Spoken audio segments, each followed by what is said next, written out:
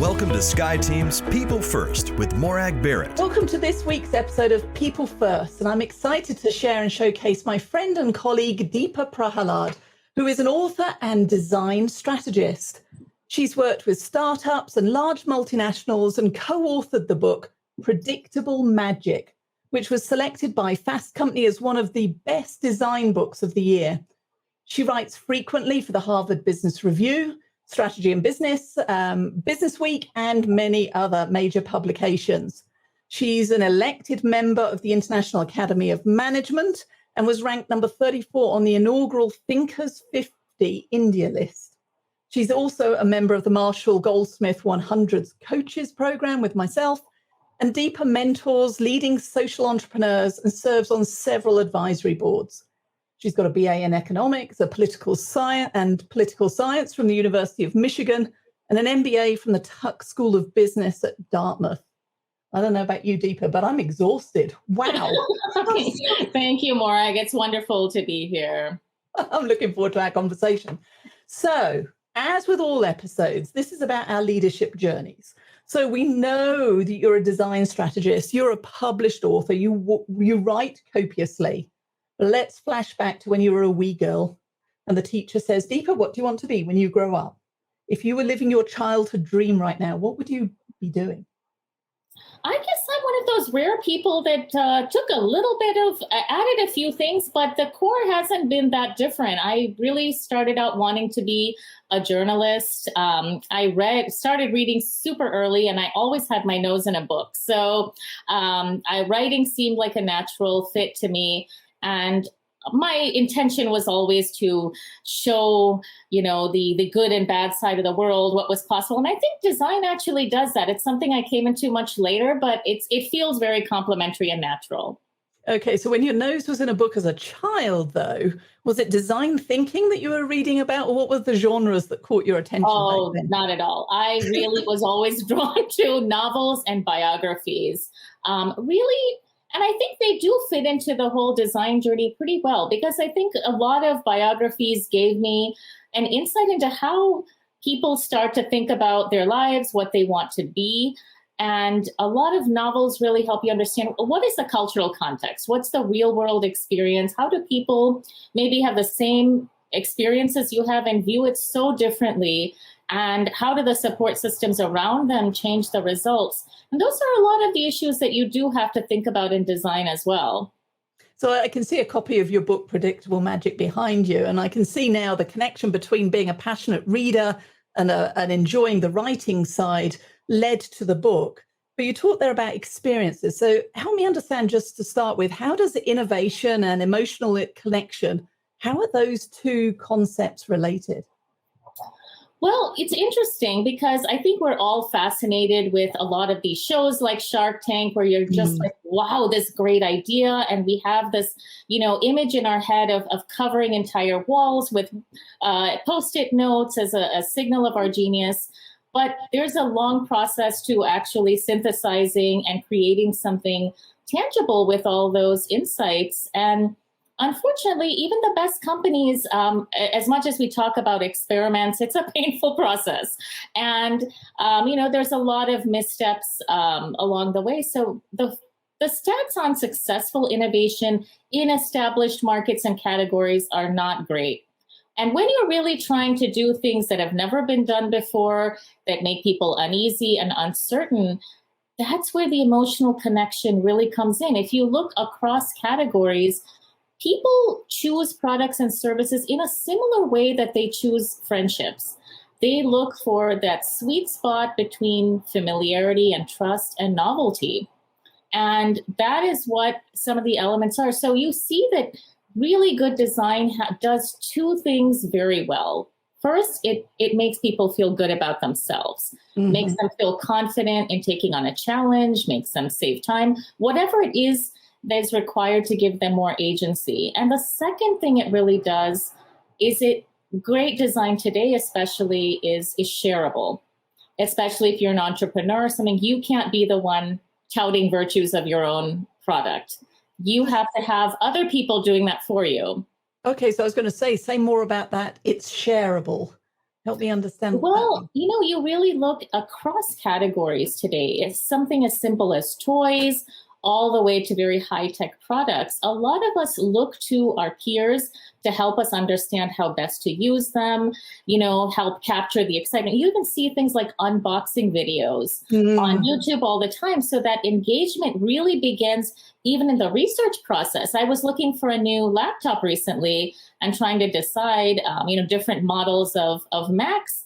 And I had already limited it down to that, but I watched so many videos of people saying, this is what I liked about it. This is what I'm able to do in the past version versus the new one. And so you look to people to guide you in that. So companies can help that process along by creating elements that are easy for people to understand and explain. And it doesn't even matter the price point anymore. People have amazing videos on makeup techniques, how they've combined toys from different lines, and people of all ages participate in this process.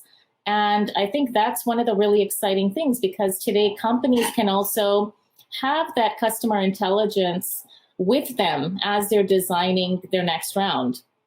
It's interesting, as you say, all of those unboxing videos. Who knew that would be a career in of itself? And what I liked from what you described there, it's engaging the hearts and the minds. It's the emotional connection for the innovation and possibility of what this new thing is going to be, but with some grounding of what is familiar and I'm used to. So reduces the fear of the new and makes us, not masters of our new experience, but at least not feeling like the complete novice and out of our depth. So I'm curious, I'm working with an engineering firm right now that has been talking about the need to innovate in their industry for a number of years. And being engineers, part of what makes them special is sustainability, predictability in the environments that they're working. So how do we help people and teams to get started with the idea of deploying design and innovation in an industry that might be used to moving a little slower? Yeah, I think that's the point that good design does. Essentially, a lot of things that good leadership does is it helps you understand what's coming and helps you prepare for it. And I think reducing barriers is a huge thing. I think with design, simply the comfort level of what this is going to do. We all see the benefit of, something that helps save us time and effort. And so I think helping understand what the rewards are. For example, with design, there's very clear business results from this. Okay, I think great design does a few things. One, it transforms market sizes itself. Market sizes are not fixed. I mean, look at the old clunky cell phones that weighed, 3 to 4 pounds. It's just as well. I mean, we know the inventor of the first cell phones, Marty Cooper, is here in San Diego, and he always jokes. He said, well, it's just as well that those early phone calls could only last about 2 minutes because people used to get tired holding the phone. In about that a bonus workout. There would have been an upside to that. So he always jokes about that, but it's true. But when you see the evolution to creating meaningful features and functionalities, now the addressable market is so different, right? I mean, it's in the hands of the richest to poorest around the world, and it's really transformed something that was once a want into a need. And the second thing is, I mean, even if a lot of companies today are going for things like social impact, making a difference in the world, that doesn't happen with good intentions alone. So, the idea of Indian independence existed for probably 60 years before Gandhi ever came into the picture. It was the creation of the spinning wheel and also the creation of a narrative about self-sufficiency that made it possible. And I think all of us are inundated with data nowadays. So we all kind of have the 80% picture on a lot of societal trends. For example, that there are a lot of divorced couples, there's a co-parenting culture, there are gay couples, there are all of these things. A good consultant could maybe give you great precision on the obvious. But what a designer would do is say, what's the implication of that? Oh, I need to put a diaper change facility in the men's bathroom. It's going 10 levels below to help people cope with that change rather than simply describing it. I love that. So can you give us some other examples of the connection between design and inclusion? Because there's somebody, again, who had a stay-at-home dad, and as you're saying, diaper changing in a men's restroom, it just didn't exist. And so you're in a dilemma, but it's becoming more popular and more common, thank goodness. But what other examples do you have then for that connection between design and inclusion? Yeah, I think it extends with everything from policies to the physical environment itself. So simple things like, okay, is there handicapped access? You know, what are we saying? Whether you use those things or not, people file that in their brain as a proxy of, am I going to be respected when I have a different idea? Mm-hmm. Right? I mean, who am I asking? Who am I testing when I'm designing a new product or service? What's the target market? So I think a lot of times when we study history, we see explicit signs that are saying, you know, no colored allowed, or no, I mean, very discriminatory signs. And I don't think people put up those signs anymore today. But the way a lot of things are designed send essentially the same message, and people do pick up on that. And so changing that entire thing. So something as simple as a video camera. Mm-hmm. Before the flip cam came around, a lot of video buyers and video equipment used to be very heavily male-centric and dad-centric. I'm the one carrying the bag, and I'm the one capturing the family memories. And when the flip cam came around, they said, no, our market is going to be people who need to capture a moment. And so we're just going to have three basic design principles. One is it needs to be point and click, super simple, and it needs to be easy to share and just easy to record. And if you look at even the way it was placed in a lot of stores, you know, it was near some of the baby goods, and they had it in multiple places. It wasn't only in the electronics. So those things, you know, people pick up on this subconsciously, and that's why that idea of making people feel very comfortable with something they found intimidating is what really great design does. See, I like what you've described there. I have one of those old Betamax cameras. I'm even dating myself by using the word Betamax. And design, and good inclusive design, it isn't actually anything to do with make it pink. It's thinking about average hand size and making sure that the weight is something that everybody can manage. It's thinking about the left-handed versus right-handed population, and how are they going to use the scissors, etc., which are predominantly designed for right-handed folks. And that's how you start to affect change. So how does design come into play then at a societal level? Well, I think there's really, you know, design as really a statement about intentions and capabilities. So we saw just, you know, this past week, Amazon and Elon Musk launching into space, and that's important on many levels. A lot of what they discover will eventually make its way back into, you know, consumer markets. Just like the first space missions, we all got our Teflon coated cookware out of that that whole mission, right? I mean, a lot of these things, you know, people, once they've had time to process, become very useful to all of us over time. But what that does is it inspires people in terms of what is possible. It gives us increased trust that, okay, if somebody could manage that, they can probably help me manage my own life, and I can trust them on some of these other projects. So those are incredibly important, not just for individual firms, but for countries as well. You see that there is a very clear picture in your mind's eye when you talk about Scandinavian design or American movies. I mean, those are globally relevant, and they do play into, you know, really the prosperity and the amount of innovation individual countries have.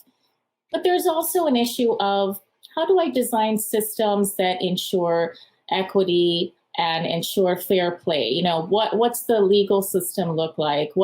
How do we distribute vaccines? How do we distribute help when people are in need? All of those things are what I would call more design as a tool of social justice. And different countries have, how does the healthcare system organize? Who is worthy of protection and care? And I think that a lot of systems are designed differently, and that's a huge field, you know, that changes the outcomes in all of our lives. So, do you see design as being something that is more the arena of the entrepreneur, or is it part of the sustainable 100-year business? Oh, I think it's absolutely both. So, I mean, whether you're an entrepreneur or you're an established company, I mean, design is often the difference between people telling you you have a great idea and placing an order. It's that important, right? Because I think we can all, even in cases where we all agree on broad goals, what we're judging is the execution capability. People look at your design as a measure of your sincerity and your capability. And I think that point is often lost. It's not purely about aesthetics, right? I mean, and when people say like, well, I want to do something about sustainability, I mean, well, what is the policy? How have they changed their processes? And I think it's going to be more and more important now, because when companies and even individual entrepreneurs are making pledges and not fully knowing, how am I going to get there? But they're saying, this is important enough, I'll figure it out. We need to trust that they will figure it out. And we look to what they're doing right now as an indicator. And I think it's only going to grow from now, really looking at what is the statement and what's the reality. Well, you mentioned two things there that triggered a thought for me. One is that good design is the difference between, oh yeah, you have a pretty or a nice product and placing the order. But then you hit that critical word of trust. So how do you build trust with design?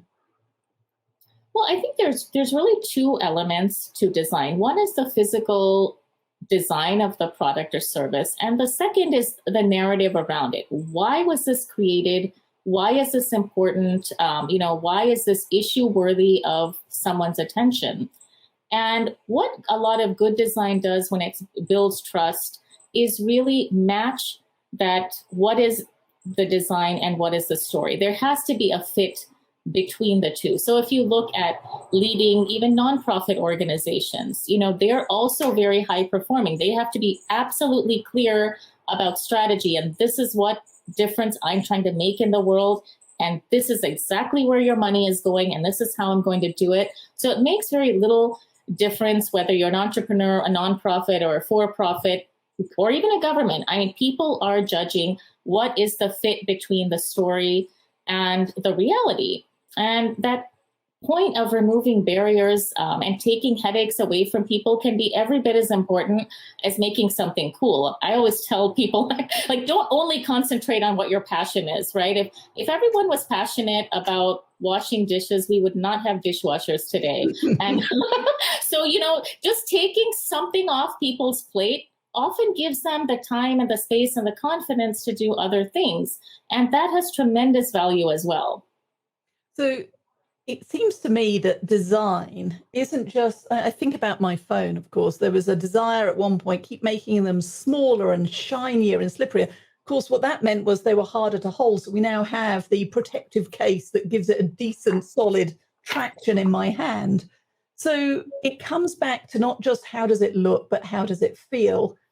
And throughout everything you've shared, it's not the what necessarily, it's the emotional connection. So what's the business value then that comes from this emotional connection through design? Where do I begin with this? I mean, this is interesting because I think people always have done this in different ways. But what you really saw, I think, about a decade ago when Apple was suddenly like, tech industry, this should be very functional. This is engineering driven. This is feature driven. No, suddenly people realized the experience and, the connect really mattered. And it has only grown since then. So I think a lot of people are now suddenly looking much more seriously at usability. Am I taking people on this journey to doing different things? There's so much in digital experience as well. But if you look at, long-term data from firms that have invested in making people feel loved. So if you look at a business classic like Good to Great, Jim Collins said, who are the people returning superior stock returns and what are their practices? What can we learn from that? There's also another book called Firms of Endearment by Jagdish Sheth, David Wolf, and Raj Sisodia that said, let's approach it the opposite way. Let's just ask people, what companies do you love doing business with? And there had to be an objective measure. I mean, would you drive out more? Do you share your story of your interaction? And they took those firms and said, let's look at their stock performance. And what they found was very interesting is that people who actively invested in making people feel loved and cared for and everything, they had a steady performance over a 3-year period, outperformed 1.7 to 1 over 5 years, and 3.1 to 1 over 10 years. So it's a very significant difference because you're capturing the intelligence of how your customers are evolving. They feel comfortable sharing that with you. And we are reading all the time about how different sources of advantage are depleting, and we're going to get disrupted every 6 months. Emotional connection is one of the very few sources of advantage that actually grows over time. Mm-hmm. That's a really interesting finding. And we all know now that people who are feeling emotionally connected and aligned with a brand do a few very valuable things. They buy more, they visit more often, they care less about price, they pay attention, they follow your advice, and they help spread the word. I mean, what more could you ask for? You're creating evangelists. Although the process is difficult, the payoffs are certainly worthwhile. So capture the hearts, the minds, and the wallet, and then everybody gains. So I know, Deepa, you're invited to speak at industry events. You're consulting with organizations around the world to help increase the momentum of their design challenges and thought processes. As you look to the near future, what are you most excited for and passionate about as you look at the innovation that is coming our way?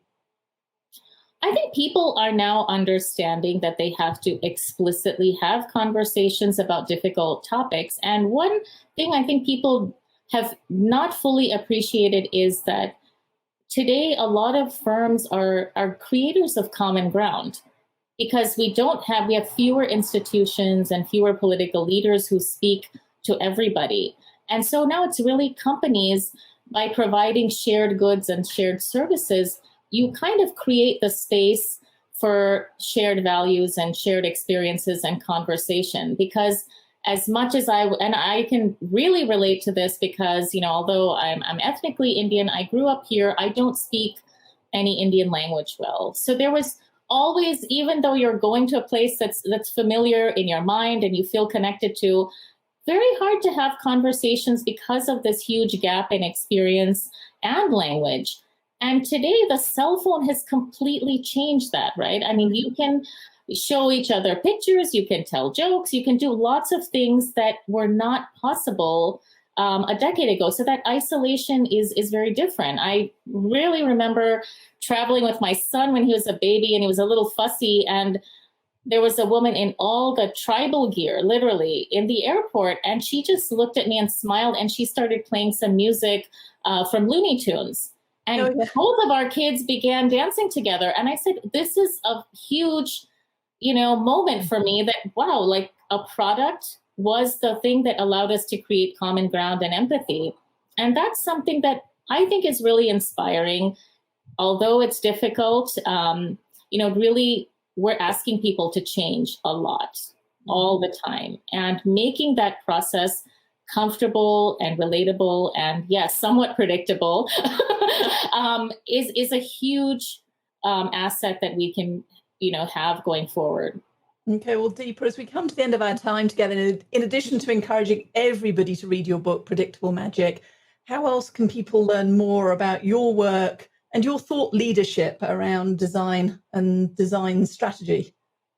Well, please feel free to connect with me on LinkedIn. I'm on Twitter at Deepa Prahalad, and that's a mouthful, so we'll make sure we give you that information. Happy to help anyone connect. I think the important point is that design is similar to where leadership was 20 years ago. People used to think that this was something you either had or you didn't have or you were naturally inclined to. But now we understand that leadership is about a set of behaviors, a way of communicating, and design is similar. There are a lot of steps that can be learned and mastered, and you can help guide the process very effectively, even if that is not your design background. Just like managers make decisions about software and IT, they can make really great decisions about design that align with their values. Well, Deepa, thank you again for just sharing just an iota of your wisdom and experience and tales. And I hope that it inspires a few people to get in touch. But thank you again. Thank you. Thank you so much for joining Morag today. If you enjoyed the show, please like and subscribe so you don't miss a thing. If you learned something worth sharing, share it. Cultivate your relationships today when you don't need anything before you need something. Be sure to follow SkyeTeam and Morag on LinkedIn, Facebook, Twitter, and Instagram. And if you have any ideas about topics we should tackle, interviews we should do, or if you yourself would like to be on the show, drop us a line at info@skyeteam.com. That's SKYE team.com. Thanks again for joining us today, and remember, business is personal and relationships matter. We are your allies.